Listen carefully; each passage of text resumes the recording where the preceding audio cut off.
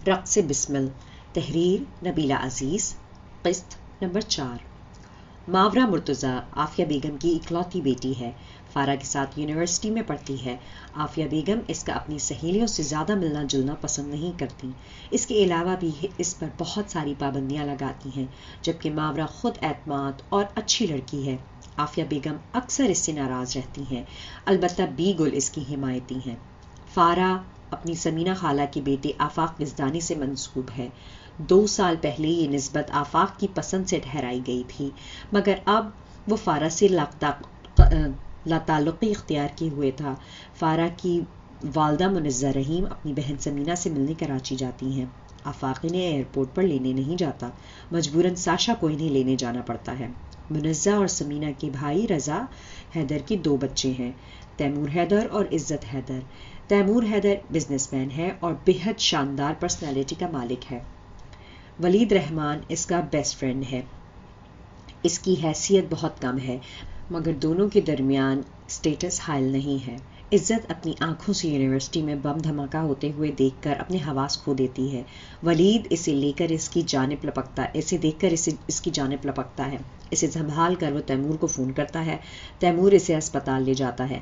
عزت کے ساتھ یہ حادثاتی ملاقات ولید کو ایک خوشگوار حصار میں باندھ لیتی ہے۔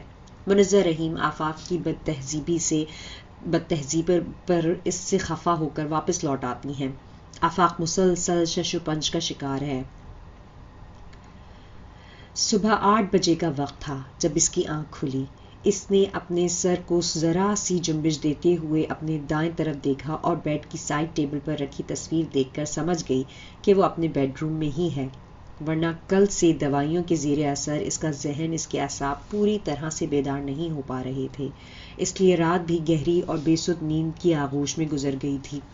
لیکن اس کا ذہن اور اس کے اعصاب اب پوری طرح سے بیدار ہو چکے تھے۔ اس نے دوبارہ اپنے سر کا زاویہ درست کرتے ہوئے بیڈ کے بالکل سامنے والی دیوار پر لگے کلاک کی طرف توجہ کی اور پھر نظریں کلاک پر جیسے جم سی گئیں۔ کلاک کی سوئیوں کی ٹک ٹک ٹک اس کے ذہن کو وقت کے ساتھ ساتھ آگے لے جانے کے بجائے پیچھے لے جا رہی تھیں، اور وہ آج کی صبح 8 بجے کی بجائے گزشتہ کل صبح کے 8 بجے جا پہنچی تھی، جہاں آج کی صبح جیسا سکون نہیں تھا، جہاں شور تھا، جہاں ہنگامہ تھا، قیامت تھی، جہاں آج کی طرح وہ چپ نہیں تھی بلکہ چیخ رہی تھی، چلا رہی تھی، پاگل ہو رہی تھی۔ اور اس اذیت کے عالم میں اور قیامت کے میدان میں کوئی ایک مہربان ایسا بھی تھا جو صرف اس کے لیے ہلکان ہو رہا تھا، جس کی توجہ صرف اسی کی طرف تھی، جو صرف اسے ہی سمیٹ رہا تھا اور جو صرف اسے ہی سنبھال رہا تھا۔ وہ کون تھا آخر؟ عزت نے اپنے خالی ذہن پر زور دیا۔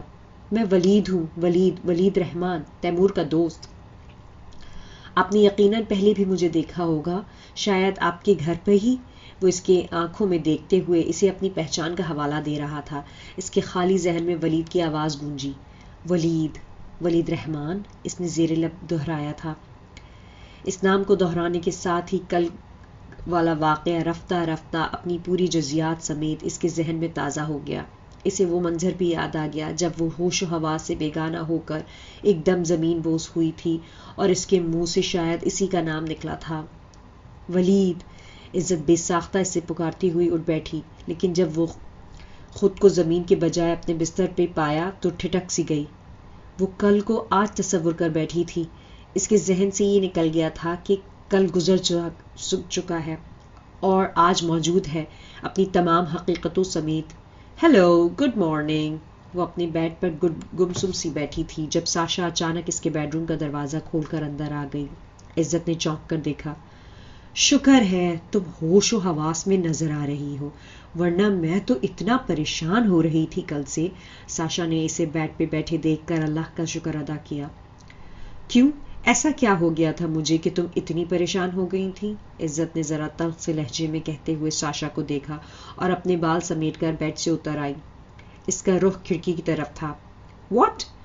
کل جو کچھ ہوا، کیا تمہاری نظر میں وہ کچھ بھی نہیں تھا؟ ساشا کو حیرت کا شدید ترین جھٹکا لگا تھا۔ اس نے حیران نظروں سے کھڑکی میں کھڑی عزت کو دیکھا۔ کل جو کچھ ہوا میری نظر میں وہ بہت کچھ ہے، اسی لیے تو کہہ رہی ہوں کہ مجھے کیا ہوا ہے بھلا؟ ہوا تو ان لوگوں کو ہے جو آج قبر میں سو رہے ہیں یا پھر جو اس وقت ہسپتال میں تڑپ رہے ہیں. میرا کیا گیا بھلا؟ میں تو کل بھی ٹھیک تھی اور آج بھی ٹھیک ہوں. بس وقتی طور پہ ان لوگوں کو تکلیف اور اذیت میں دیکھ کر برداشت نہیں کر پائی تھی. اور تو کچھ نہیں ہوا مجھے. عزت کا تلخ لہجہ بھیگ رہا تھا. ساشا اس کی کیفیت بخوبی سمجھ گئی تھی، اسی لیے خاموش ہو گئی. تم ٹھیک کہہ رہی ہو، میں سمجھ سکتی ہوں تمہاری فیلنگز کو. ساشا نے آہستگی سے اس بات میں سر ہلا دیا. ساشا، وہ دونوں میڈیکل کے اسٹوڈنٹس، زیب اور جہاں زیب کا کپل، وہ دونوں بھی اس دھماکے کا شکار ہو گئے. میری آنکھوں کے سامنے ان کی ڈیڈ باڈیز. عزت روتے ہوئے اسے بتا رہی تھی اور پھر آخر میں دونوں ہاتھ اپنے چہرے پہ رکھے پھوٹ پھوٹ کر رو پڑی تھی. کھڑکی کے قریب ہی دیوار کے ساتھ لگ کر بیٹھ گئی. اس کا پورا وجود ہچکیوں کی زد میں تھا. ساشا اٹھ کر اس کے قریب آ گئی. عزت پلیز سنبھالو اپنے آپ کو، تمہاری طبیعت ٹھیک نہیں ہے. اگر زیادہ ٹینشن لوگی تو طبیعت اور زیادہ خراب ہو جائے گی. پلیز اٹھو، بیڈ پر بیٹھو. ساشا روتی بلکتی عزت کو سہارا دے کر بیڈ پر لے آئی. کچھ ہی دیر بعد رابعہ بیگم اور رضا حیدر بھی آ گئے. انہوں نے بڑی مشکل سے بہلا پھسلا کر روتی بلکتی عزت کو ٹھنڈا جوس پلایا اور پھر اسے دوبارہ بیڈ پہ لٹا دیا. ان سب کو اس کی طرف سے تشویش ہو رہی تھی. ساشا اس کی ابتری حالت پہ تعصب بھری نظروں سے دیکھتی ہوئی اٹھ کر واپس گھر چلی آئی. امی کہاں ہیں؟ ماورا نے گھر میں داخل ہوتے ہی بی گل سے استفسار کیا. صحن میں بچھی چارپائی پہ بیٹھی بی گل حیران پریشان رہ گئی کیونکہ وہ دونوں ماں بیٹی ایک دوسرے کو اتنی چاہ سے بہت کم ہی یاد کرتی تھیں. بی گل، آپ اس طرح کیوں دیکھ رہی ہیں؟ ماورا خفگی سے بولی. ماں صدقے پتر، میں دیکھ کر یقین کر رہی ہوں کہ میں اسی دنیا میں ہوں یا پھر انہوں نے اینک کے شیشوں کے پار سے بغور دیکھتے ہوئے اپنی حیرت کا اظہار کیا. اف بیگل، کیسی باتیں کرتی ہیں آپ، اللہ نہ کرے آپ کو کچھ ہو. ماورا ناراضی سے کہتی ہوئی ان کے پاس بھی بیٹھ گئی. بیٹا، اللہ کے کرم سے مجھے کبھی کچھ بھی نہیں ہوتا. جب بھی جو بھی ہوتا ہے تم دونوں کی وجہ سے ہی ہوتا ہے. ابھی بھی پتہ نہیں کیا ہو رہا ہے. تم نے گھر میں آتے ہی اپنی ماں کا پوچھا ہے تو میرا دل بے چینی سے بیٹھا جا رہا ہے کہ خدا خیر کرے آج کیا معجزہ ہو گیا ہے. بی گل اپنے دل پہ ہاتھ رکھے اپنی حیرت کا اظہار کر رہی تھی. اتنا گھبرانے کی ضرورت نہیں ہے، بس وہ آج مجھے 2 مہینے کی سیلری ایک ساتھ ملی ہے تو اس لیے اتنی خوش ہو رہی ہوں. ماورا نے انہیں اصل وجہ بتائی. ہاں، سیلری ملنے پہ اتنی خوش ہو رہی ہو؟ اب کی بار بھی گل کو اور زیادہ حیرت ہوئی. اف اللہ، آپ بھی نا بس بات کا الٹا مطلب ہی نکالتی ہیں. میں سیلری ملنے پہ خوش نہیں ہو رہی ہوں، سیلری تو مجھے پہلے بھی ملتی ہی رہی ہے. میں تو صرف اس لیے خوش ہو رہی ہوں کہ میں نے پچھلے مہینے سیلری نہیں لی تھی، اس لیے اس بار 2 مہینے کی سیلری ایک ساتھ ملی ہے. میں نے سوچا تھا کہ یہ سیلری امی کو دوں گی، وہ اپنی پسند سے اپنے لیے شاپنگ کریں گی. اس نے جھنجلا کر بتایا. او اچھا یہ بات ہے. جاؤ عافیہ کچن میں ہے. بی گل کو بھی سن کر خوشی ہوئی تھی، اس لیے فوراً کچن کی طرف اشارہ کیا. اوکے، میں ابھی آتی ہوں. ماورا اپنے بیگ سے لفافہ نکال کر بیگ وہیں بی گل کے پاس چارپائی پر چھوڑ کر چلی گئی. آج وہ کافی پرجوش لگ رہی تھی. السلام علیکم. اس نے کچن کی دہلیز پر رکتے ہوئے سلام کیا. اسٹیل کی چھوٹی سی پرات میں چاول دھوتی عافیہ بیگم چونک گئیں. وعلیکم السلام. انہوں نے کافی آہستگی سے اس کا سلام کا جواب دیا. کیا بنا رہی ہیں آج؟ ماورا کہتی ہوئی اندر آ گئی. وہ اپنے اور ان کے درمیان حائل 2 دن کی خاموشی کا اثر زائل کرنے کی کوشش میں تھی. چنے اور چاول. عافیہ بیگم رومال سے ہاتھ پوچھتی ہوئی بولی. اوہو، تو آج بھی گل کی پسند کا کھانا بن رہا ہے، ماورا نے خوشگوار لہجے میں کہا. کافی دنوں سے فرمائش کر رہی تھی. ہاں تو ٹھیک ہے نا، ان کی پسند کا کھانا بھی بننا چاہیے، ہماری پسند کا تو روز بنتا ہے، ماورا نے جلدی سے کہا. تمہیں کچھ چاہیے؟ عافیہ بیگم نے ماورا کی بے سبب کچن میں آنے کی وجہ جاننا چاہی. جی، وہ دراصل مجھے آپ کو کچھ بتانا تھا. ماورا نے تمہید کا سہارا لیا، حالانکہ وہ بلا کی منہ پھٹ اور بلا جھجک کہہ دینے والی لڑکی تھی. سن رہی ہوں. عافیہ بیگم ذرا ٹھٹک کر متوجہ ہوئی. یہ آپ کے لیے. ماورا نے چھوٹے سے سفید لفافے میں بند رقم کی طرف بڑھائی. یہ کیا ہے؟ انہوں نے چونک کر دیکھا. یہ میری طرف سے گفٹ ہے آپ کے لیے، آپ کو اس سے اپنے لیے شاپنگ کرنا ہے۔ ماورا کے کہنے کے باوجود انہیں کچھ سمجھ میں نہیں آیا۔ کیا مطلب؟ کیا ہے یہ؟ اف امی، سیلری ہے میری، اور کیا ہوگا بھلا؟ میں نے صرف آپ کے لیے جمع کی تھی، ماورا جھنجھلا گئی۔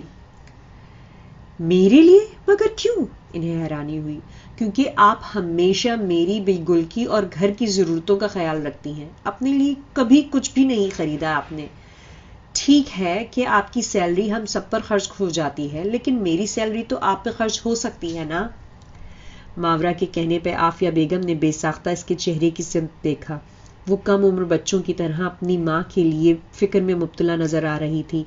ان کا دل ایک دم خوشگوار ہو گیا اور انہوں نے اپنے ہاتھ سے وہ لفافہ تھام لیا۔ تم نے یہ سیلری میرے لیے میری خوشی کی خاطر جمع کی ہے نا؟ انہوں نے ماورا سے پوچھا۔ جی بالکل، اس نے کندھے اچکائے۔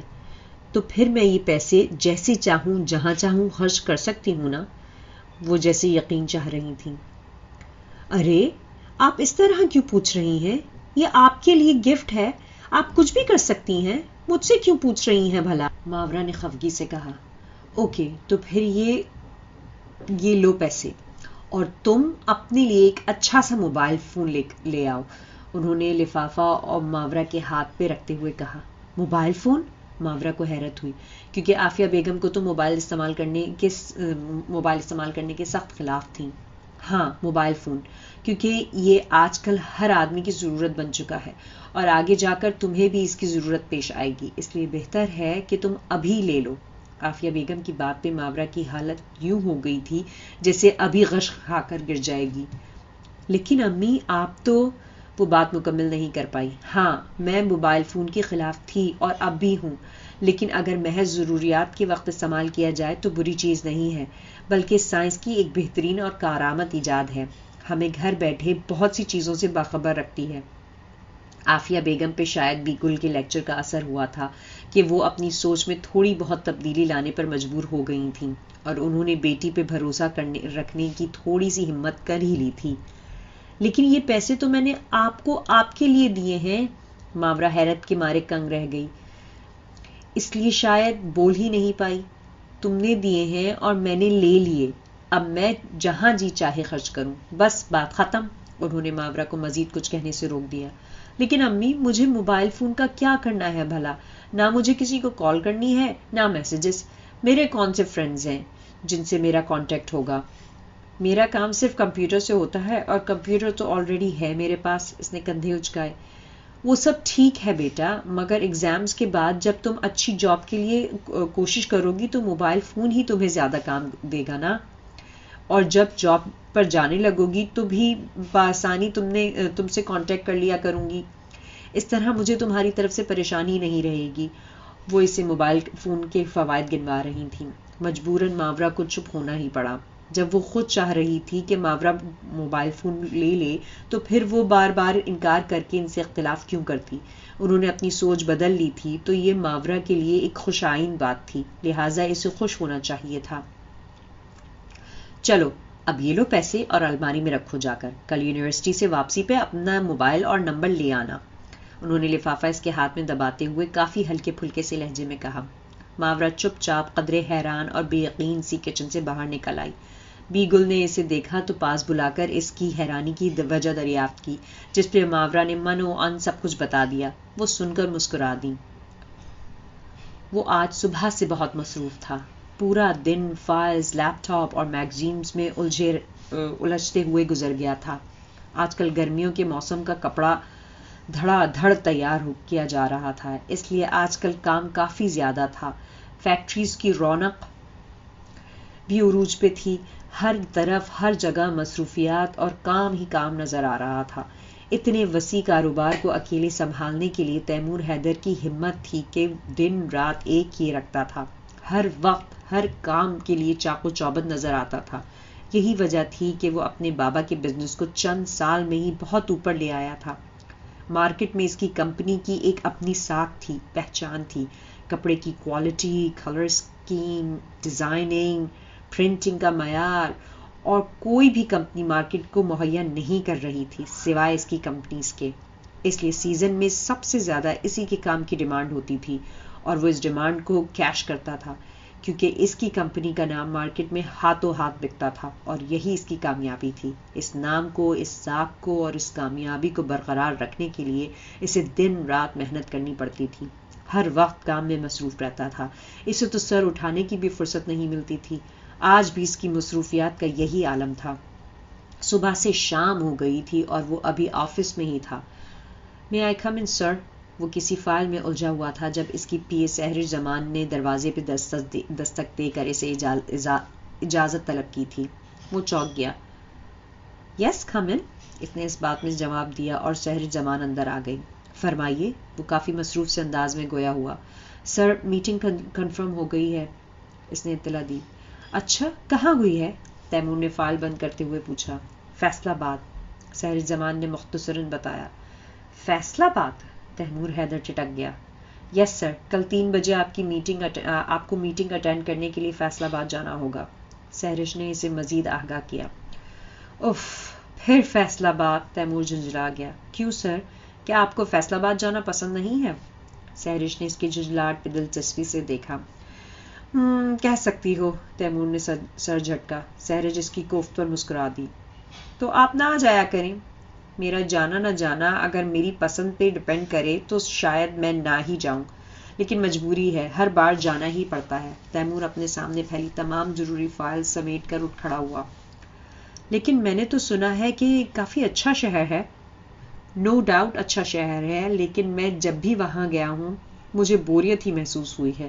وہ اپنا لیپ ٹاپ بند کرتے ہوئے بولا، پھر موبائل فون اور چابیاں اٹھا کر اپنے روم سے باہر نکل آیا. اس کے پیچھے پیچھے سہرش بھی باہر آ گئی. اب آپ کا کیا ارادہ ہے؟ تیمور نے گھڑی دیکھتے ہوئے سہرش سے پوچھا. جی سر، میں بھی بس نکل ہی رہی ہوں. وہ اپنے کیبن سے اپنا بیگ وغیرہ لینے کے لیے مڑ گئی. تیمور نے اپنی تمام فیمیل ورکرز کے لیے پک اینڈ ڈراپ کی سہولت مہیا کر رکھی تھی، اس لیے سب کو آنے جانے کا کوئی مسئلہ نہیں ہوتا تھا. وہ اگر لیٹ بھی ہو جاتی تھی تو انہیں پریشانی نہیں ہوتی تھی.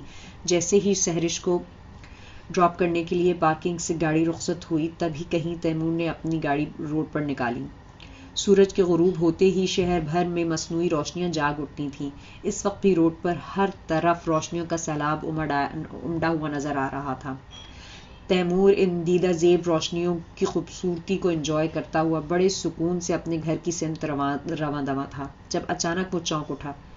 ولید، اس نے زیر لب کہا اور بے پناہ تشویش کا شکار ہو گیا کیونکہ اس کی گاڑی کے قریب سے ہی ولید کی بائک خاصی تیز رفتار سے گزری تھی. تیمور نے گاڑی کی ہیڈ لائٹس کی روشنی میں اس کا چہرہ واضح دیکھا تھا، اس لیے شک و شبے کی تو کوئی گنجائش ہی نہیں نکلتی تھی.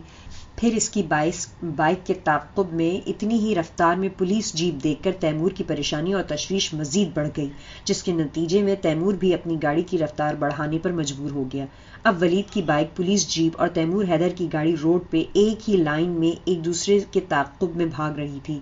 اس دوران تیمور نے ولید کے نمبر پہ کال بھی ملائی تھی، مگر ولید کو بھلا کب ہوش تھا. تب تنگ آ کر اس نے اپنی گاڑی کی رفتار بڑھائی اور ولید کی بائک کے برابر آ گیا تھا. اس کو متوجہ کرنے کے لیے ہارن پہ ہاتھ رکھا تھا.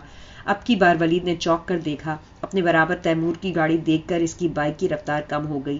اتنے میں پولیس جیپ ان کے قریب سے زناٹے سے گزر گئی اور ولید اپنی بائک اس کی گاڑی کے قریب لے آیا. ولید، کیا ہوا ہے؟ کیا بات ہے؟ تم اس وقت کہاں جا رہے ہو؟ اور یہ پولیس جیپ، یہ سب کیا چکر ہے آخر؟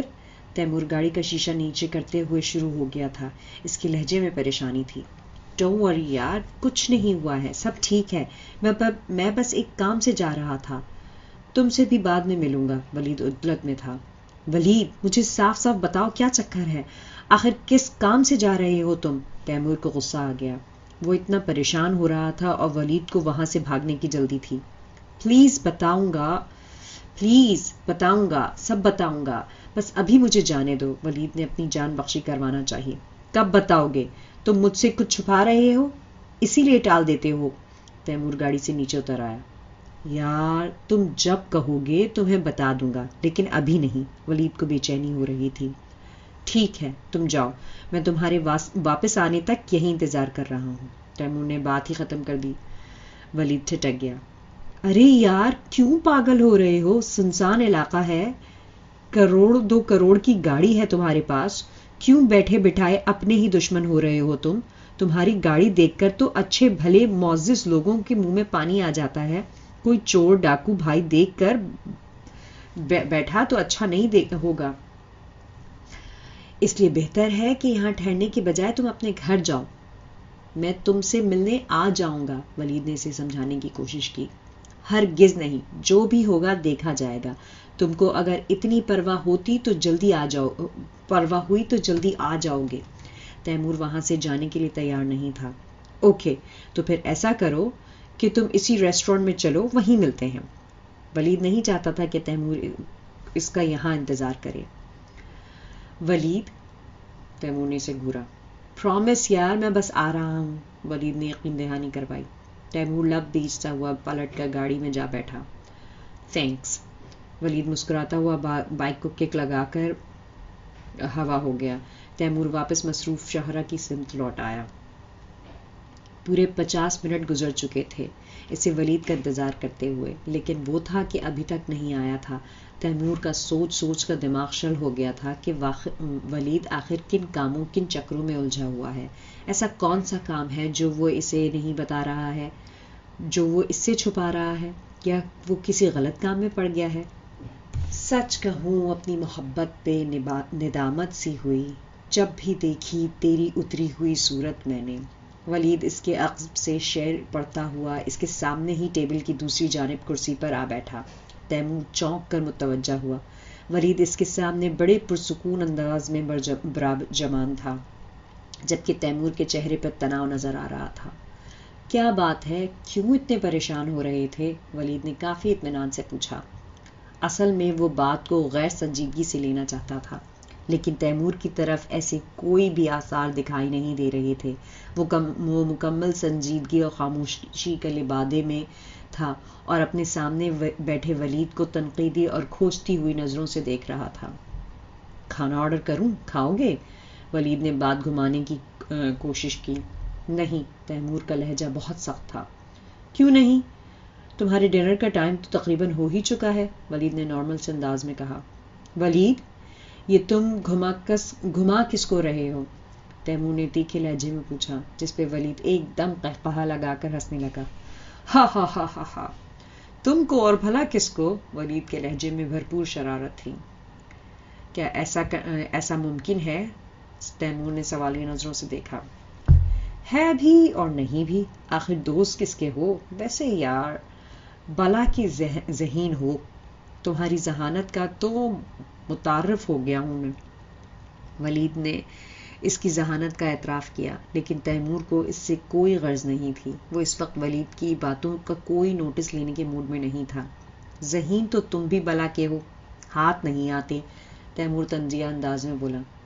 کہاں یار، تمہارے جیسی ذہانت پھر بھی نہیں. اس نے مایوسی سے سر ہلایا. کیوں نہیں ہے؟ پولیس کو اپنے پیچھے پیچھے بھگائے پھرتے ہو، پھر بھی ذہین نہیں ہو. حیرت ہے. تیمور نے چپتے ہوئے لہجے میں کہتے ہوئے اسے خفگی سے دیکھا. یہ ذہانت نہیں ہے میرے دوست، ضرورت ہے. اور تم جانتے ہو ضرورت بڑے بڑے کام کروا لیتی ہے انسان سے. اس لیے یوں سمجھ لو کہ پولیس والوں سے دوستی ہو گئی ہے اپنی. ولید کافی ٹھہرے ہوئے انداز میں بولا تھا. پولیس والے تو اپنی ماں سے سگی ماں سے دوستی نہیں کرتے. تم اپنی بات کر رہے ہو؟ تیمور ہنوز خفا تھا. تم شاید نہیں جانتے، کبھی کبھی شیر اور بکری بھی ایک ہی گھاٹ پر پانی پینے پر مجبور ہو جاتے ہیں. اب کی بار ولید کا لہجہ استہزائیہ تھا. لیکن اس مجبوری کا پتہ بھی تو چلے. تیمور جھنجھلا گیا. چھوڑو یار، کیا کرو گے جان کے؟ ولید نے سر جھٹکا.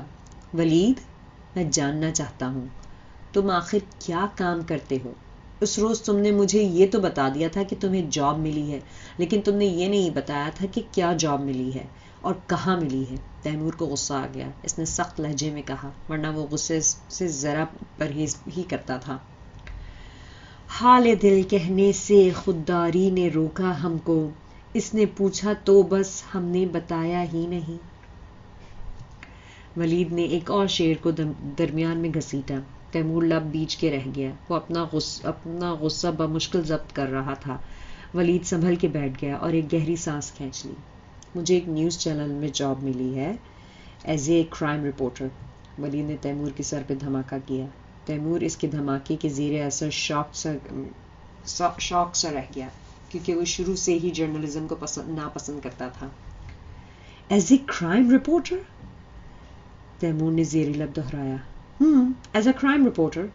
ولید نے دوبارہ ایک گہری سانس کھینچی اور وہ اتنے بڑے ریسٹورنٹ کی گہما گہمی اور رش کے باوجود ان دونوں کے درمیان گہری خاموشی چھا گئی. تیمور کے پاس کہنے کے لیے کچھ نہیں تھا اور ولید اس کی کیفیت دیکھ کر چپ ہو گیا.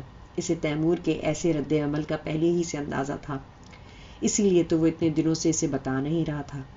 میں جانتا ہوں تیمور تمہیں یہ سب پسند نہیں ہے، لیکن یار یہ بھی تو دیکھو کہ حالات کیسے چل رہے ہیں آج کل.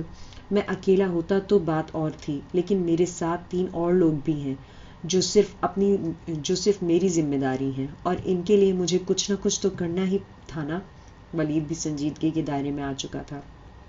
کچھ نہ کچھ کرنا ہی تھا تو میری آفر کیوں جاب کی قبول نہیں کی تم نے؟ مجھے بھی تو تم سے ریلیٹڈ ان 3 لوگوں کا ہی خیال تھا نا، اسی لیے میں تمہیں بار بار فورس بھی کرتا رہا تھا، یہاں تک کہ تمہیں جاب دینے کے لیے الٹا میں نے منتیں کی تھیں تمہاری، مگر تم نے قبول نہیں کی. تیمور ذرا تیز لہجے میں بولا. تیمور میں یہ دوستی قائم رکھنا چاہتا ہوں، ختم نہیں کرنا چاہتا. ولید کا لہجہ مضبوط تھا. پھاڑ میں گئی ایسی دوستی جس کے ختم ہونے کا ڈر بھی ساتھ ہو. تیمور غصے اور تلخی میں کہتے ہوئے ایک دم کرسی دھکیل کر کھڑا ہو گیا. تیمور پلیز یار بیٹھو تو صحیح، میری بات تو سنو. ولید پریشانی سے خود بھی اٹھ کھڑا ہوا. سب سن چکا ہوں، اب کیا باقی ہے؟ تم اپنی مرضی سے جو جی چاہے کرو، میں کون ہوتا ہوں تمہیں روکنے والا؟ وہ اپنی پینٹ کی جیب سے والیٹ نکال کر بل پے کر کے اپنا موبائل اور چابیاں اٹھا کر آگے بڑھ گیا. تیمور، ولید نے اسے روکنا چاہا.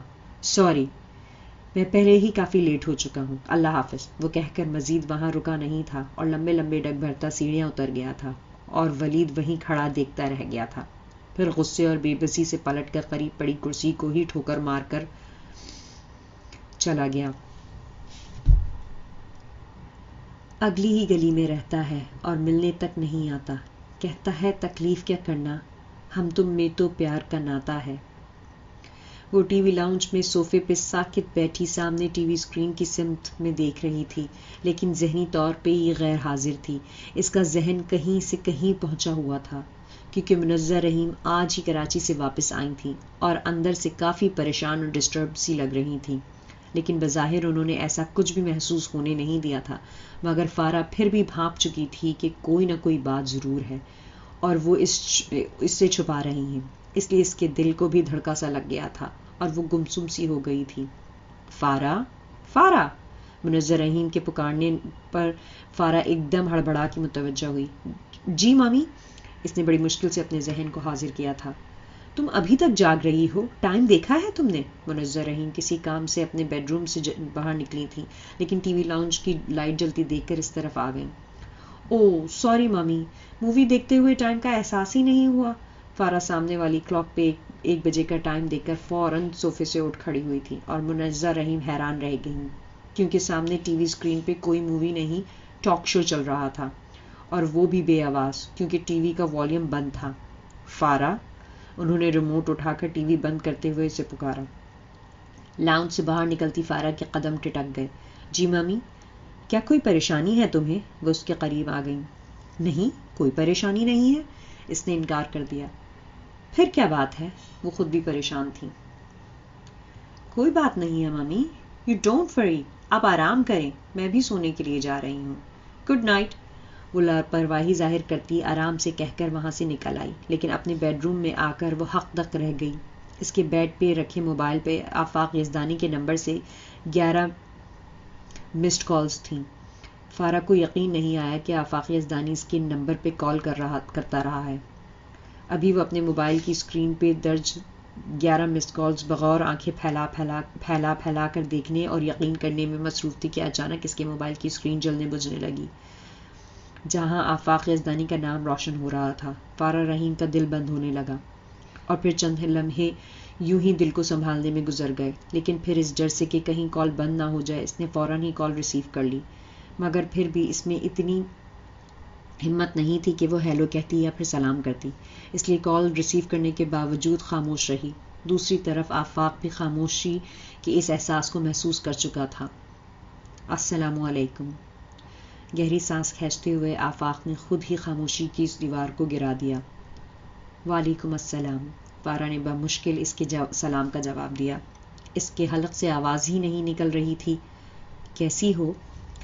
آفاق کی آواز گھمبیر اور لہجہ کافی ٹھہرا ہوا سا تھا۔ اچھی ہوں۔ فارا بھی اپنے آپ کو سنبھالنے میں کامیاب ہو گئی۔ میں نے ڈسٹرب تو نہیں کیا؟ وہ تھوڑا سا نارمل ہوا۔ آپ پوچھ رہے ہیں جب؟ وہ کچھ کہتے کہتے رک گئی۔ جب؟ آفاق نے اسے بات کا تسلسل قائم رکھنے پہ اکسایا۔ جب میں پوری طرح سے ڈسٹرب ہو چکی ہوں۔ فارا کا لہجہ شکوہ آمیز تھا۔ اوہ، تو پھر ایسے میں کیا کرنا چاہیے مجھے؟ معذرت یا؟ اب کی بار آفاق نے بات ادھوری چھوڑی تھی اور فارا نے اسے اکسایا تھا۔ یا تلافی؟ آفاق کو جملہ مکمل کرنا ہی پڑا۔ اس کا فیصلہ میں آپ پہ چھوڑ دوں تو؟ فارا نے بڑی آسانی سے اسے مشکل میں ڈالا۔ فارا، سارے فیصلے صرف مجھ پہ ہی مت چھوڑ دو۔ میں پہلے ہی ایک فیصلے کی کشمکش میں الجھا ہوا ہوں۔ فارا کو آفاق کا لہجہ اس لمحے بکھرتا ہوا سا محسوس ہوا۔ کیسا فیصلہ؟ وہ اندر سے ٹھٹک گئی۔ یہی معذرت یا تلافی کا فیصلہ۔ بڑی مشکل میں ہوں کہ کیا کروں، معذرت کروں یا تلافی؟ آفاق حقیقتاً الجھا ہوا اور پریشان سا لگ رہا تھا۔ آپ کیا کہہ رہے ہیں آفاق؟ میری کچھ سمجھ نہیں آ رہا۔ فارا کا دل خدشوں اور وسوسوں کی زد میں آ گیا۔ یہی سمجھنا اور سمجھانا تو مشکل ہو گیا ہے مجھ سے۔ میں پاگل ہو رہا ہوں فارا۔ مجھے لگتا ہے کسی روز میرے دماغ کی رگ پھٹ جائے گی۔ آفاق ضبط کے نہ جانے کن مراحل سے گزر رہا تھا۔ فارا اس کی بات پہ دم بخود رہ گئی کہ آفاق کو ہو کیا گیا ہے، وہ یہ سب کیوں کہہ رہا ہے، ہوا کیا ہے آخر، کیوں ایسا کیوں ہو رہا ہے آپ کے ساتھ؟ وجہ پوچھ سکتی ہوں؟ فارا نے ایک بار پھر سے اپنے آپ کو سنبھالا۔ وجہ؟ وہ اس کے سوال پہ چپ سا ہو گیا کیونکہ اس کے پاس اس وجہ کا کوئی جواب نہیں تھا۔ بتائیے نا آفاق، ایسا کیوں ہو رہا ہے آپ کے ساتھ؟ فارا نے اصرار کیا۔ تمہاری وجہ سے، وہ بے ساختہ ہی کہہ گیا۔ میری وجہ سے؟ کیا مطلب ہے آپ کا؟ فارا اس کی ہر بات پہ چونک رہی تھی۔ فارا، اگر میں تم سے معذرت کر لوں؟ آفاق کا لہجہ بے ساختہ سنجیدہ ہو گیا۔ معذرت؟ مگر کس چیز کی؟ فارا روح تک کانپ گئی۔ تمہارے دل کو مجروح کرنے کی معذرت، تمہاری محبت سے پھر جانے کی معذرت، تم سے شادی نہ کرنے کی معذرت۔ فارا میں معذرت خواہ ہوں، میں تم سے، مجھے معاف کر دو۔ میں کچھ نہیں کر سکتا، نہ تم سے محبت کر سکتا ہوں نہ شادی۔ اگر تمہاری محبت دیکھ کر تم سے شادی کر بھی لوں تو پھر بھی کچھ حاصل نہیں ہوگا سوائے عمر بھر کے رونے کے۔ اس لیے بہتر ہے کہ ہم ابھی سے الگ ہو جائیں، دور ہٹ جائیں ایک دوسرے سے، آج ہی بچھڑ جائیں۔ آفاق کی آواز اور لہجہ کافی گمبھیر ہو گیا تھا جبکہ فارا کے کانوں میں سائیں سائیں ہو رہی تھی۔ وہ اپنی جگہ پہ ششدر سی بیٹھی رہ گئی۔ اس کے ہاتھ میں پکڑا موبائل لرز گیا۔ اس نے بمشکل موبائل پہ اپنی گرفت مضبوط کی۔ آفاق! فارا کو اپنی آواز کسی گہرے پاتال میں سے آتی سنائی دے رہی تھی۔ I'm sorry فارا، I'm really sorry۔ میں بے بس ہوں، میں تمہاری محبت کا دم نہیں بھر سکتا۔ میں تو… اور اس سے پہلے کہ وہ مزید کچھ کہتا، اسے موبائل کے ایئر پیس سے فارا کی سسکی سنائی دی۔ ہیلو فارا، میری بات سنو، ہیلو فارا۔ آفاق بے چینی سے بولا، لیکن فارا کو کچھ سنائی نہیں دے رہا تھا۔ موبائل اس کے ہاتھ سے چھوٹ کر نیچے قالین پر جا گرا اور وہ دونوں ہاتھ چہرے پہ رکھے بیڈ پر بیٹھی ہچکیوں سے رو پڑی۔ اس کی ہچکیاں اتنی شدت لیے ہوئی تھیں کہ منہ سے ہلکی ہلکی چیخوں کی آوازیں ابھرنے لگی تھیں، جن کو وہ اپنے منہ پہ ہاتھ رکھ کے دبانے کی کوشش کر رہی تھی، لیکن جب اختیار سے باہر ہوا تو وہ ایک دم اٹھ کر واش روم میں بند ہو گئی تاکہ اس کے رونے کی آواز باہر نہ جا سکے، حالانکہ اس کا دل چاہ رہا تھا کہ وہ دھاڑے مار مار کے روئے۔ Hello, good morning. Taimur Haider نکسک سے تیار بریف کیس ہاتھ میں پکڑے ڈائننگ روم میں داخل ہوا۔ گڈ مارننگ جواباً عزت کی طرف سے کافی دھیما اور سست سا جواب آیا تھا۔ خیریت؟ آج مارننگ میں فریشنس نہیں ہے؟ تیمور نے بریف کیس ٹیبل پہ رکھتے ہوئے حیرت کا اظہار کیا۔ ہر مارننگ فریش نہیں ہوتی. عزت کا لہجہ اور انداز اب بھی دھیما تھا.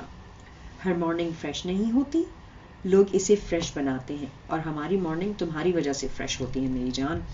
تیمور کافی نرمی اور پیار سے کہتا کرسی کھینچ کے عزت کے مقابل بیٹھ گیا. یہ تو ہمیشہ سے ان دونوں بھائی بہن کی عادت تھی کہ وہ دونوں ایک دوسرے کے مقابل ہی بیٹھتے تھے، اور کھانا کھانے کے ساتھ ساتھ عزت کی باتوں، شرارتوں اور چھیڑ چھاڑ کا سلسلہ بھی جاری رہتا تھا. اور میں اپنے دل و دماغ کی وجہ سے فریش ہوتی ہوں، جو کہ آج نہیں ہے.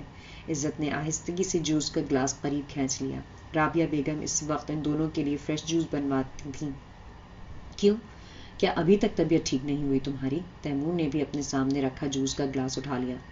پتہ نہیں طبیعت کو کیا ہو گیا ہے، لگتا ہے ایک ہی جگہ پہ ٹھہر سی گئی ہے.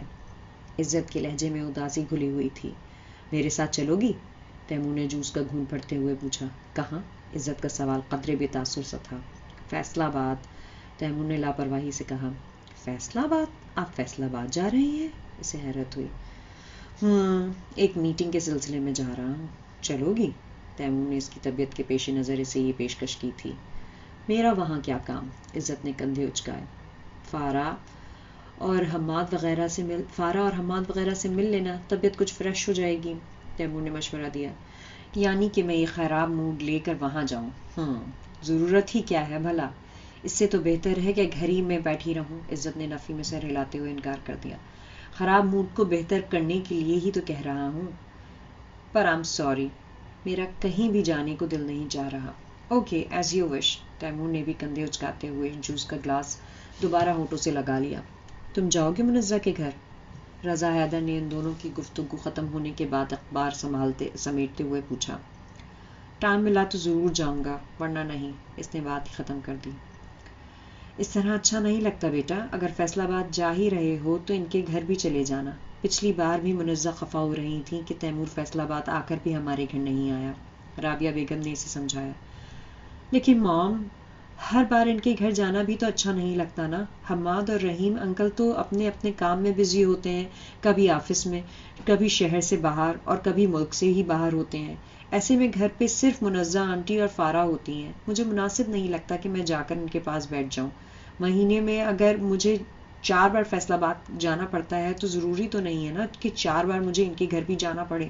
بس کبھی کبھار کا جانا ہی ٹھیک رہتا ہے. تیمور نے کافی سنجیدگی سے انہیں اپنا نقطہ نظر سمجھانے کی کوشش کی، جسے رضا حیدر کافی اچھی طرح سمجھ چکے تھے. ٹھیک کہہ رہے ہو تم، اچھی بات ہے. کبھی کبھار کا آنا جانا ہی ٹھیک ہوتا ہے. جو تمہیں مناسب لگتا ہے تم وہی کرو. مناسب لگے گا تو جاؤ، نہ لگی تو نہ جاؤ. مجھے کوئی اعتراض نہیں ہے. انہوں نے اپنی طرف سے تیمور کو کھلی اجازت دے دی تھی کہ وہ جو چیز چاہے کر سکتا ہے. تھینک یو بابا. تیمور کافی ممنون ہوا. اس سے پہلے کہ وہ مزید کچھ کہتے، تیمور کا موبائل فون بج اٹھا. اس نے موبائل اٹھا کر دیکھا تو اسکرین پہ ولید کا نام روشن نظر آیا. تیمور کے چہرے کے تاثرات بدل گئے. اس نے لائن کاٹ دی. ہاں تو بابا، آپ سے کہنا چاہ رہا تھا کہ آپ آج ذرا جلدی آفس چلے جائیے گا. 1-2 ضروری کام رہ گئے ہیں، اپنی نگرانی میں کروا لیں تو زیادہ بہتر رہے گا. وہ اپنا موبائل ٹیبل پہ رکھتے ہوئے دوبارہ ان کی طرف متوجہ ہوا. لیکن رضا حیدر کے کوئی جواب دینے سے پہلے ہی اس کا موبائل دوبارہ بجنے لگا. اس نے دوبارہ موبائل فون اٹھا کر دیکھا. اس مرتبہ بھی ولید کا ہی نام نظر آیا تو تیمور نے دوبارہ کال منقطع کر دی. کس کا فون ہے؟ رضا حیدر نے تیمور کو بار بار کال منقطع کرتے دیکھ کر پوچھ ہی لیا. ولید کا، تیمور نے مختصراً بتایا. ولید کے نام پہ عزت نے ایک دم چونک کر دیکھا. اس کی نظر بے ساختہ تیمور کے موبائل تک گئی، جہاں ولید رحمان کی کال تیسری بار بج رہی تھی اور تیمور اسے تیسری بار کاٹ رہا تھا. عزت کو اچنبھا ہوا تھا کہ وہ ایسا کیوں کر رہا ہے. تو سن لو نا بیٹا، وہ اتنی بار کال کر رہا ہے، بند کیوں کر رہے ہو؟ رابعہ بیگم نے اسے کال بند کرنے سے منع کیا. سن لوں گا، فی الحال ٹائم نہیں ہے، مجھے جانا ہے، فلائٹ کا ٹائم ہو رہا ہے. وہ گھڑی دیکھتا ہوا کرسی دھکیل کر کھڑا ہو گیا. عزت بے چینی سے دیکھتی رہ گئی. لیکن بیٹا، تم نے ناشتہ تو کیا ہی نہیں. بس مام، جوس ہی کافی ہے، ناشتے کا موڈ نہیں ہو رہا. وہ ان کی طرف آیا اور ان سے ملنے کے بعد عزت کی طرف متوجہ ہوا. اوکے سویٹی، میں چلتا ہوں، لیکن میری واپسی تک طبیعت اور موڈ فریش ہونے چاہیے، ٹھیک ہے نا؟ اس نے اس کا سر تھپک اس کے گھنگریالے بال بکھیر ڈالے. وہ اس کے چھیڑنے والے انداز پہ بمشکل ہلکے سے مسکرائی. Okay, good. وہ مسکراتا ہوا پلٹا اور پھر رضا حیدر سے ہاتھ ملا کر سب کو خداحافظ کہہ کر بریف کیس اٹھا کے باہر نکل گیا.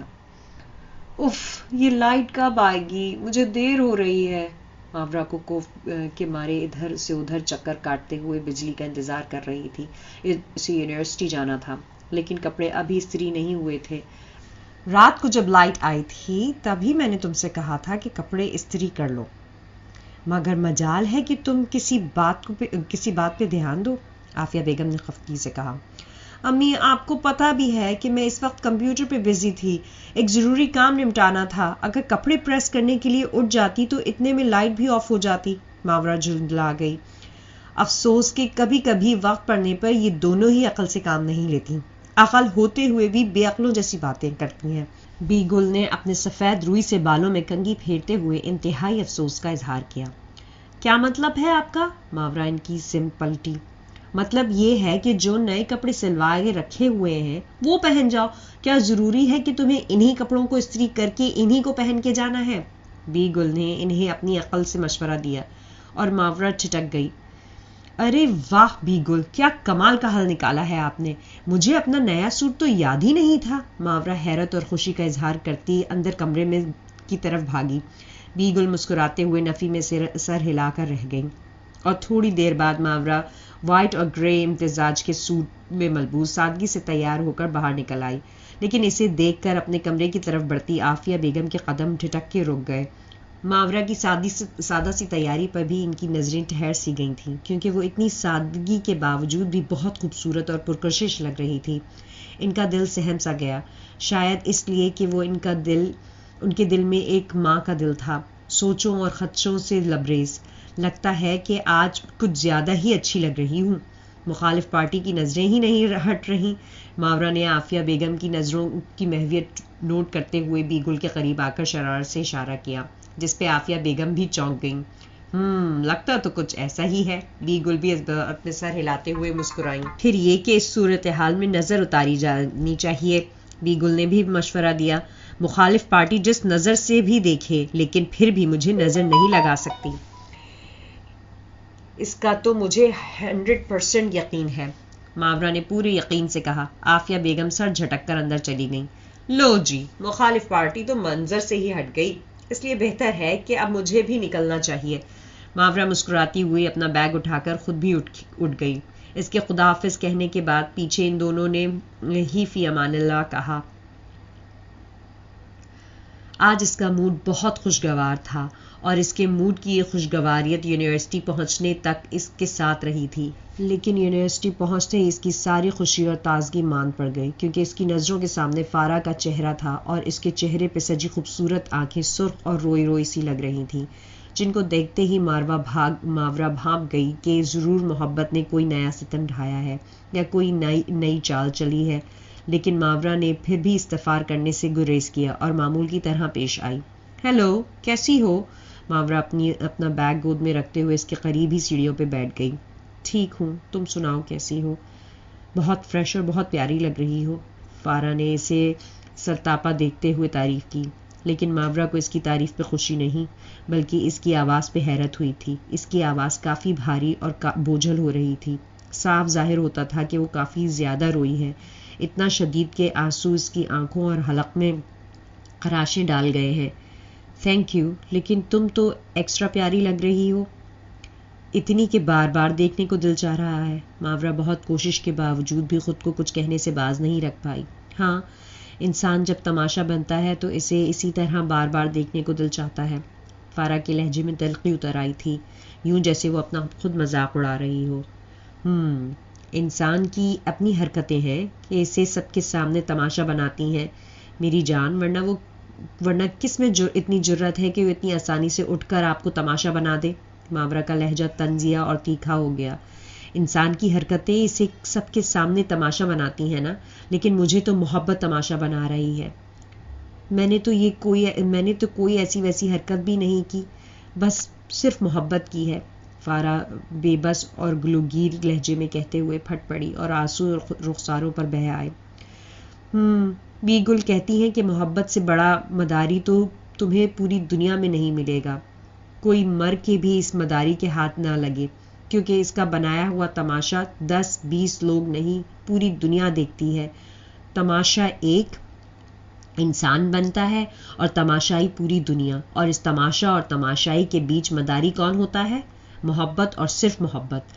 محبت ایک ایسا مداری ہے جو شیر، بندر، ہاتھی، گھوڑے سب کو نچا لیتا ہے، یہاں تک کہ انسان کو بھی، اور اس کا سب سے پہلا شکار انسان کا دل ہوتا ہے، جس کو نکیل ڈال کر وہ اپنے تماشے کے لیے تیار کرتا ہے، عجیب عجیب حرکتیں کرواتا ہے، طرح طرح کے کرتب سکھاتا ہے، شیر کی طرح بہادر، بندروں کی طرح چھچورا اور ہاتھی کی طرح ضدی بھی بنا دیتا ہے، رقص کرواتا ہے تو مور کی مانند۔ انسان کا دل اس ڈگڈگی پہ بے لیس سدھائے ہوئے جانور کی طرح ناچتا ہے، اور یہ مداری دل جسے بے زبان جانور کو ناچتے ناچتے ایک دم سے پلٹا کھا لیتا ہے، پھر پلٹا کھا لینا بھی سکھا دیتا ہے، جس پہ کچھ تماشائی حیران ہوتے ہیں اور کچھ تماشائی خوش ہوتے ہیں، اور میں حیران ہونے والے تماشائیوں میں سے ہوں، کیونکہ میں اس بات پہ حیران ہوں کہ آفاق یزدانی نے یہ پلٹا کیوں کھایا، کیوں ناچتے ناچتے ایک دم سے پلٹ گیا۔ ماورا کی بات پہ فارا دم بخود سی رہ گئی، کیونکہ اس کی بیگل نے ٹھیک ہی تو کہا تھا، لفظ لفظ سچ اور حقیقت، محبت واقعی کسی مداری سے کم تو نہیں تھی، اور ہاں بیگل نے یہ بھی کہا تھا کہ اس مداری کے کسی اچھے اور دل موہ لینے والے کرتب یا تماشے پہ خوش ہو کر کسی موج میں اپنی رسی اس کے ہاتھ میں مت تھما دینا، ورنہ وہ ناچ نچائے گا کہ زمانہ دیکھے گا، اور تمہیں اس ناچ اور اس مداری کے سوا کچھ یاد نہیں رہے گا، یہ بھی بھول جاؤ گی کہ تم تماشا بن چکی ہو اور دنیا تماشائی۔ ماورا نے کہتے ہوئے فارا کے چہرے کی سمت دیکھا، وہ کسی دکھ کی گہری اور دبیز تہ تلے دبی گمسم سی پتھر بنی ہوئی تھی۔ اور میں نے پتا ہے بیگل سے کیا پوچھا؟ ماورا نے اپنی بات کا سلسلہ جاری رکھا۔ میں نے پوچھا بیگل، اگر کوئی نادانی یا بے دھیانی میں اپنی رسی اس کے ہاتھ میں تھما بیٹھے تو؟ ذرا توقف کے لیے ٹھہری۔ تو پتا ہے پھر بیگل نے کیا کہا؟ ماورا تو جیسے اسے کوئی قصہ سنا رہی تھی۔ انہوں نے کہا کہ پھر تو اس کا اللہ ہی حافظ ہے، اور آج تمہیں دیکھ کر مجھے لگ رہا ہے کہ انہوں نے واقعی ٹھیک کہا تھا، تمہارا بھی اللہ ہی حافظ ہے، کوئی اور کچھ نہیں کر سکتا، اس لیے میرا خیال ہے کہ مجھے اب چلنا چاہیے، کلاس کا ٹائم ہو رہا ہے، البتہ تم ابھی یہیں بیٹھو، ہو سکتا ہے کوئی اور بھی تماشا دیکھنے کے لیے آ جائے۔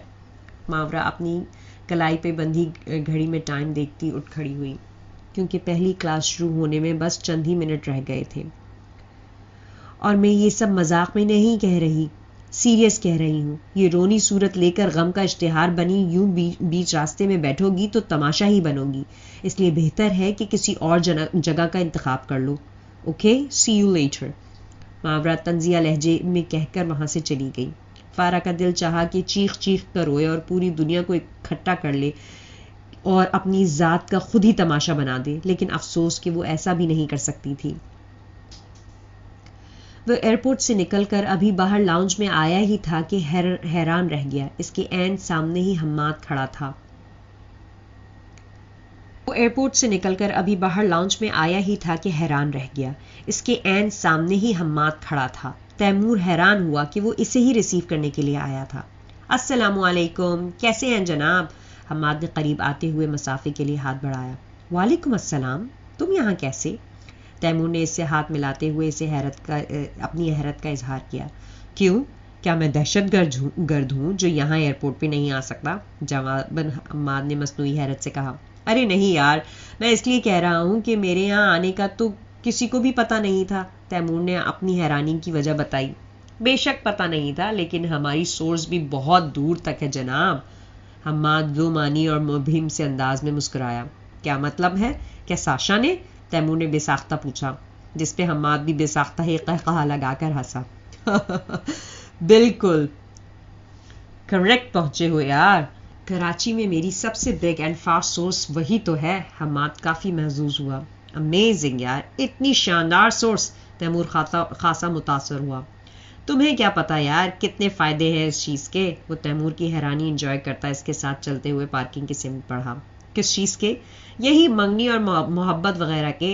حماد بڑے سکون میں تھا۔ منگنی اور محبت وغیرہ کے؟ اب ہنسنے کی باری تیمور کی تھی۔ کیوں، تم کیوں ہنس رہے ہو؟ میں نے کچھ عجیب کہہ دیا کیا؟ حماد کو اس کے ہنسنے پہ حیرت ہوئی۔ عجیب نہیں بلکہ بہت عجیب، تیمور مسکرا رہا تھا۔ وہ کیسے؟ حماد نے سوالیہ نظروں سے دیکھا۔ وہ ایسے کہ منگنی اور محبت وغیرہ کے کتنے فائدے ہیں یہ سب بابا مجھے چند روز پہلے ہی بتا چکے ہیں، بلکہ گنوا چکے ہیں، اور میرا ان فوائد وغیرہ سے فیضیاب ہونے کا فی الحال کوئی ارادہ نہیں ہے اور نہ ہی کوئی خواہش ہے۔ تیمور نے کندھے اچکائے۔ بہت بورنگ انسان ہو یار، اچھے بھلے ہینڈسم اور شاندار پرسنالٹی والے بندے کو کم سے کم ایسا بھی نہیں ہونا چاہیے۔ حماد منہ بناتے ہوئے گاڑی کا لاک کھولنے لگا۔ میں ایسے ہی ٹھیک ہوں، تیمور بہت مطمئن تھا۔ بورنگ، حماد منہ ہی منہ میں کہتا ہو ڈرائیونگ سیٹ پہ بیٹھ گیا، جبکہ تیمور وہیں کا وہیں کھڑا تھا۔ اب بیٹھو نا، باہر کیوں کھڑے ہو؟ حماد گاڑی سٹارٹ کرتے کرتے رک گیا۔ لیکن یار میں نے گاڑی بک کروا رکھی ہے، تیمور نے اپنا مسئلہ بتا دیا۔ حماد گاڑی کی بکنگ کا سن کر اچھل کر گاڑی سے باہر نکل آیا۔ واٹ؟ تم نے گاڑی بک کروا رکھی ہے؟ ہمارے شہر میں آ کر ہمارے ہوتے ہوئے تم گاڑی رینٹ پہ لوگے؟ حماد کو شوق لگا تھا۔ سوری یار، ایسی بات نہیں ہے، میرا خیال تھا کہ شاید آپ لوگ گھر پہ نہ ہوں، اس لیے میں خود ہی انتظام کروا لیتا ہوں۔ تیمور نے بات سنبھالی۔ کیوں؟ ہم گھر پہ کیوں نہیں ہوتے؟ یہی کام وغیرہ کے سلسلے میں تیمور کو صفائی دینا پڑی۔ کیا خوب کہی تم نے بھی۔ ہم اگر گھر پہ نہیں ہوں گے تو کیا ممی یا فارا بھی گھر پہ نہیں ہوں گے؟ تم ممی کو فون کر کے بتا دیتے کہ تم فیصل آباد آ رہے ہو، وہ تمہیں گاڑی بھیج دیتی، یا پھر میرے لیے پیغام دے دیتے، یہ بھی کوئی طریقہ ہے بھلا؟ خود ہی گاڑی بک کروا لی۔ حماد کو کافی برا لگا تھا، جس پہ تیمور نے دوبارہ سوری کیا۔ اوکے سوری یار، میں گاڑی کی بکنگ کینسل کروا دیتا ہوں، تیمور نے کہتے ہوئے اپنے موبائل سے نمبر ڈائل کیا اور گاڑی کی بکنگ کینسل کروا دی۔ پھر حماد کی گاڑی میں بیٹھ گیا۔ تب جا کے حماد کا موڈ کچھ بہتر ہوا تھا اور اس نے گاڑی سٹارٹ کی۔ ماروا کلاس اٹینڈ کرنے کے بعد سیدھی فارا کے پاس آئی تھی۔ فارا کو ہنوز وہیں جوں کا توں بیٹھے دیکھ کر اس نے اپنے ہاتھوں کی مٹھیاں بیچ لیں۔ چلو اٹھو یہاں سے، آج کے لیے اتنا ہی کافی ہے۔ ماروا نے ذرا سا جھکتے ہوئے اس کی کلائی پکڑی اور اسے اپنے سامنے کھڑا کر دیا۔ چلو، ماورا نے اسے چلنے کا اشارہ کیا اور وہ اس کے ساتھ چلنے لگی۔ ماورا کا رخ کینٹین کی طرف تھا اور اس کے ساتھ ساتھ فارا کا بھی۔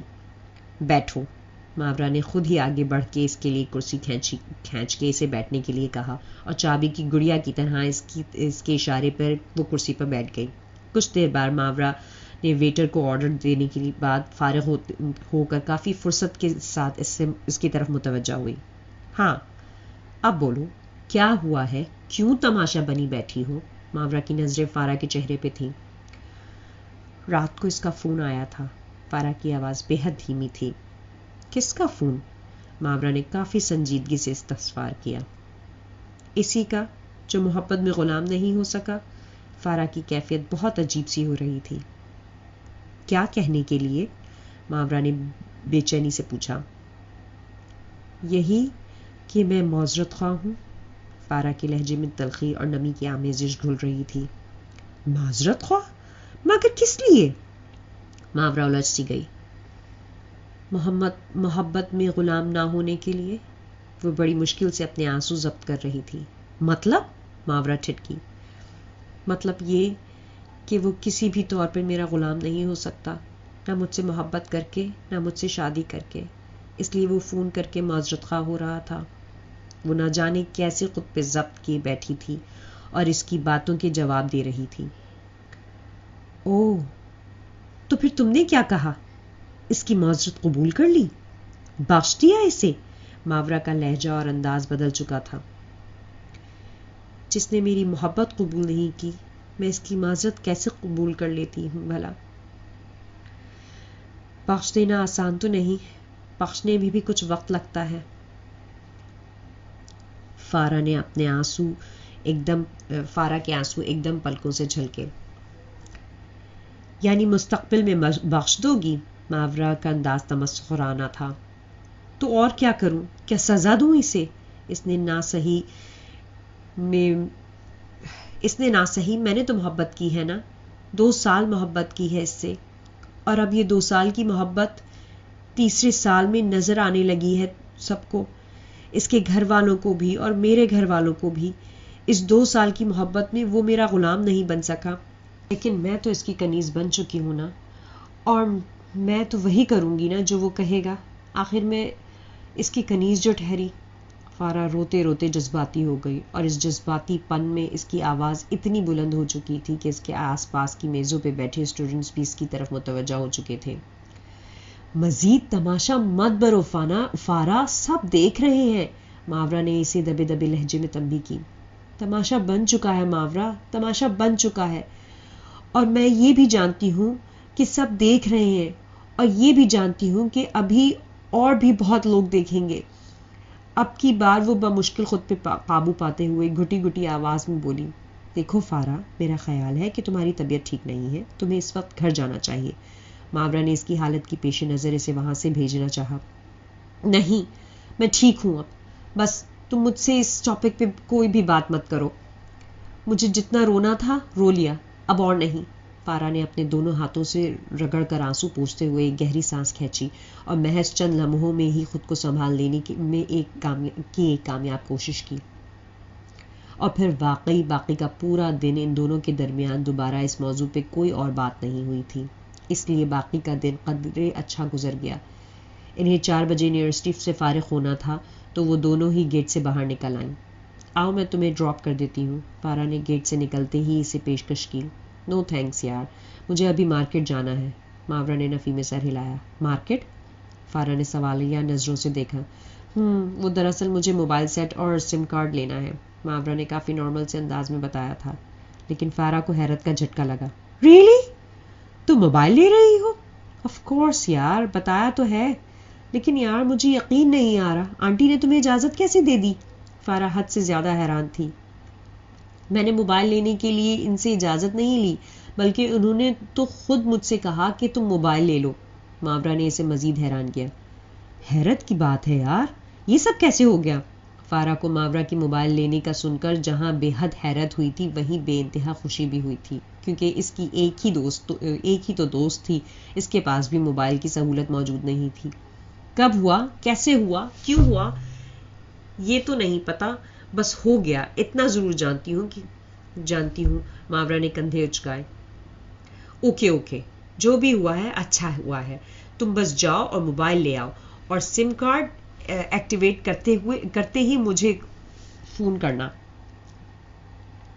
فارا نے فوراً اس کا راستہ چھوڑ دیا۔ ماورا بے ساختہ مسکراتی ہوئی آگے بڑھ گئی۔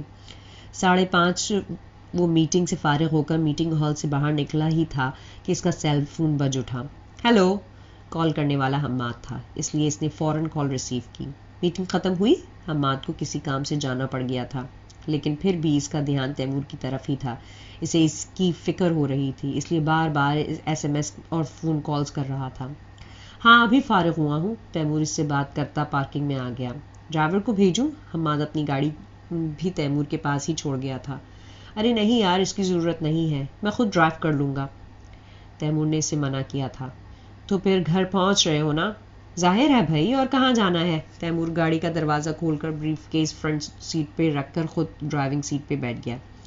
اوکے، تو پھر میں بھی گھر پہنچ رہا ہوں، حماد نے کہہ کر فون بند کر دیا۔ تیمور گاڑی سٹارٹ کرتے ہوئے روڈ پر لے آیا۔